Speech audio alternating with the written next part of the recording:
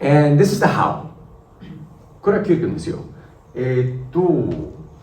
まあ、私は、個人的に IBPYP の専門家なんですけど、9年間で教えたことありますけれども、これはインターナショナルスクールの一番見える教育なんですけど、これ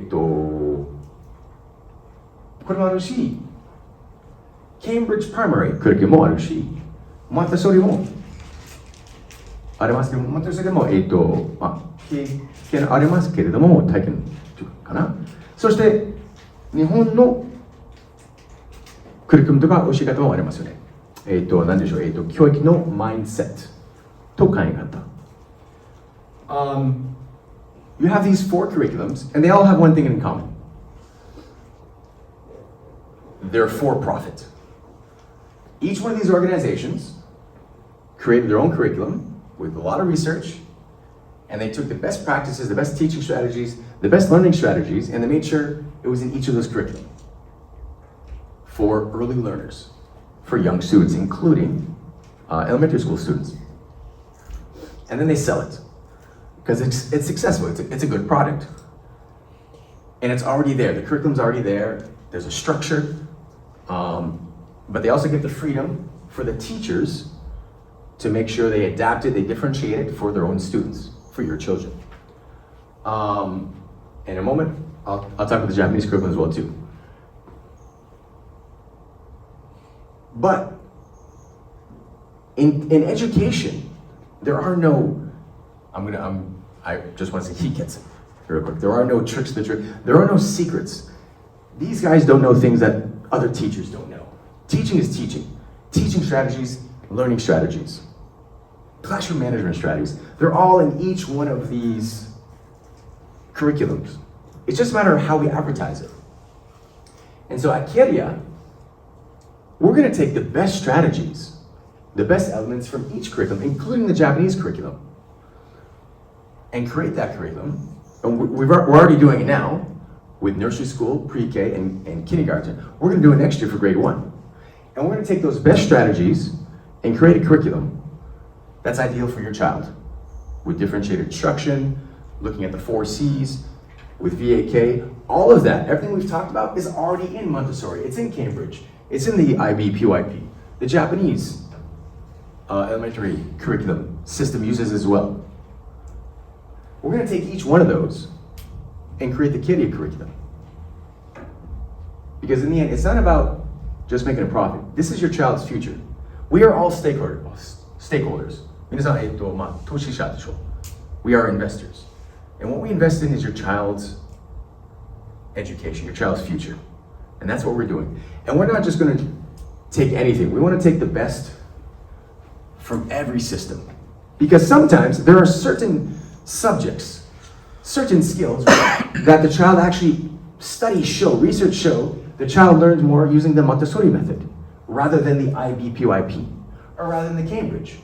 And vice versa. There are certain skills where maybe the child learns faster using the IBPYP methods rather than Cambridge. And sometimes, even though we're an international school and we talk international being global, 国際化、国際の教育とか, we always say that. But sometimes the Japanese curriculum has some great methods, great strategies. And we're going to use those as well too. Not just for the Japanese bilingual side of the classes, but also using some of these strategies in English. Next slide, please. And with all those different curriculums, with their different strategies, with their different methods and concepts, we as teachers, we're not static. We want to learn as well too. We want to keep on improving. Because the reality is, we are all lifelong learners, especially teachers. Teachers naturally, it just happens. Because education is always we're finding out new things about the child's brain, the child's growth. And so, we teachers, we keep having to learn ourselves, and that's professional development. And at Keria, we make sure our teachers have that. We already have teachers, a staff that's very, very experienced, with a lot of PD, like we call a lot of professional development. At Keria, we take that seriously. It's not, oh, I just passed my teacher's license, and boom, I'm done. I'm now the expert I am the fountain of knowledge, and this is a koza, this is a lecture, and you just take notes. Children, no. And especially at kindergarten, pre-K, and elementary school. Definitely not true. But what I like to call it is keep educating yourself. And that's especially true for us teachers. Because what we know about education, about the child's brain, child's growth, is a lot more than from 10 years ago. A lot more from 20 years ago. We're all about the same age, I think. I'll be 45 next month, as I mentioned. The way my teachers taught me, the way I learned, my teachers are amazing, very dedicated. But the way they taught me is completely different than how we teach nowadays. Because we've learned more about education. And that's, who knows, in another 30 years, it's going to be completely different than how your children are learning now.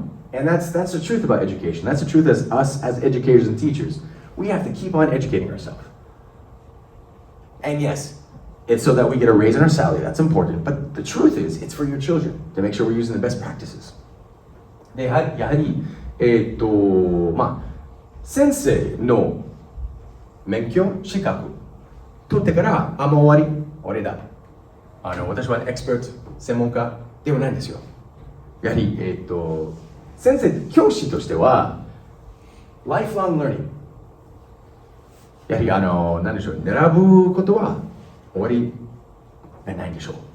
で、なぜならば、やはり、簡単と言うと、お子様のためでしょう。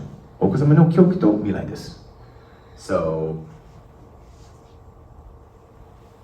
and I think in the future we'll definitely be able to share some photos, even some videos of our PD with you, and to show you how we, the teachers, are improving ourselves to make sure we give the best education to your children.